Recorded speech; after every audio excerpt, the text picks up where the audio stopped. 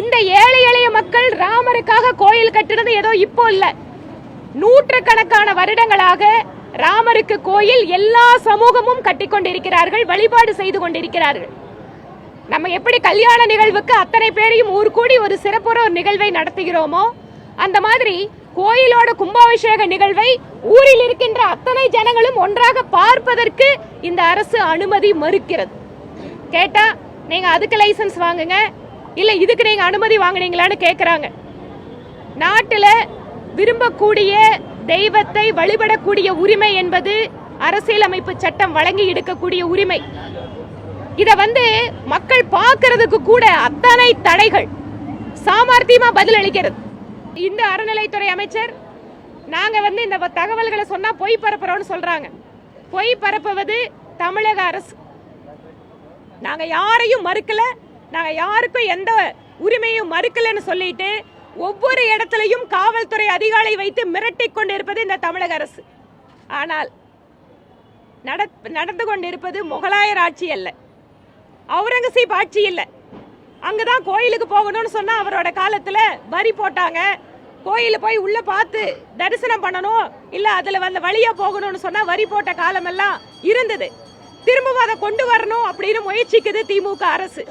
ஒருபோதும் அது நடக்காது. இந்த நாட்டில் இருக்கக்கூடிய இந்துக்கள் பொறுமையானவர்கள், அமைதியை விரும்பக்கூடியவர்கள். ராமராஜ்யம் என்பது அதுதான். அத்தனை மக்களையும் அரவணைக்க கூடியதுதான் ராமராஜ்யம். எப்படி ஸ்ரீ ராமபிரானுக்கு குகனும் ஒரு சகோதரன் ஆனான், பழங்குடி மக்களும் அவருக்கு குடும்பத்தில் ஒருவராக மாறினார்கள். அவரை சுற்றி இருக்கின்ற கானகமும் சரி, கானகத்தில் வசிக்கின்ற விலங்குகளும் சரி, எப்படி அவர் ஒருங்கிணைந்த வாழ்க்கையை காட்டினாரோ அந்த ஒரு வாழ்க்கையை நோக்கித்தான் இத்தனை மக்களும் இந்த நாட்டில் இருக்கக்கூடிய மக்களை முன்னேற்ற வேண்டும் என பிரதமர் மோடி அவர்கள் நினைக்கிறார். இந்த மக்களுடைய பக்தி உணர்வை இம்மாதிரியான சிறு சிறு செயல்களால் அடக்கிவிட முடியும் என்று நினைத்தால் தமிழகத்தில் இருக்கக்கூடிய மக்கள் நிச்சயமாக திராவிட முன்னேற்ற கழகத்திற்கு பாடம் புகட்டுவார்கள். ராம பக்தி உணர்வை இவர்களுடைய இந்த திராவிட மாடல் அரசு ஒருபோதும் தடுத்து நிறுத்திவிட முடியாது.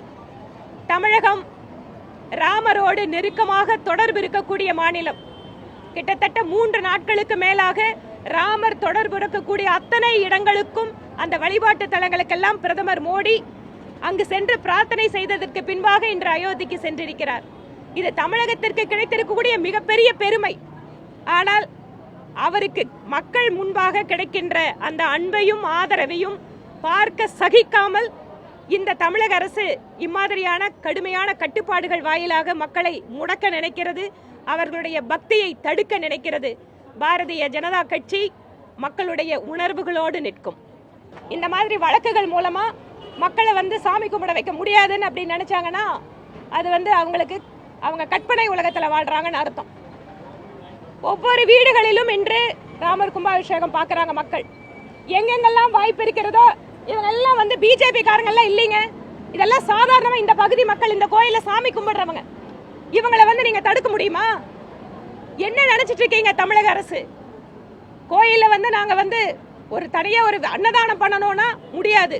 வழக்கமா நடக்கிற பூஜைகள் நடக்கட்டும், நீங்க அதுக்கு அனுமதி கொடுக்கறத யாரும் கேட்கல.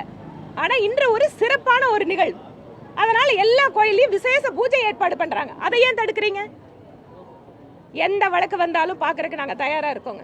இல்ல அவங்க எல்லாம் கல்யாண வீட்டுல டிவி ஸ்கிரீன் வைக்கிறதுக்கு எல்லாம் லைசன்ஸ் வாங்கி தான் வைக்கிறாங்களா? கல்யாண மண்டபத்துல கூட நாங்க நிகழ்ச்சி நடத்த விட மாட்டோம் அப்படின்னா என்னங்க அர்த்தம்? அது லைசன்ஸ் வாங்கல. கல்யாண மண்டபத்துல கல்யாணம் நடத்துறதுக்கு போய் லைசன்ஸ் வாங்கிட்டு இருப்பாங்களா? என்ன பேசுறாங்க? இது என்ன நினைச்சிட்டு இருக்காங்க? திராவிட மாடல் இந்துக்களுக்கு எதிரான மாடல் என்பதை திரும்ப திரும்ப இந்த அரசு நிரூபித்துக் கொண்டே இருக்கிறது. நீங்க உங்களோட அதிகாரத்தை பயன்படுத்துறீங்கன்னா அவங்களுக்கு இருக்கிற ஒரே ஒரு பலம் ராமநாம ஜெபம் தான். ஆனால் அந்த ராமநாம ஜெபத்துக்கு உங்கள் காவல்துறையை விட, உங்கள் அதிகாரத்தை, அரசாங்கத்தை விட அதிகமான பலம் இருக்கிறது. செய்திகளை உடனுக்குடனும் துல்லியமாகவும் தெரிந்து கொள்ள சப்ஸ்கிரைப் பண்ணுங்க.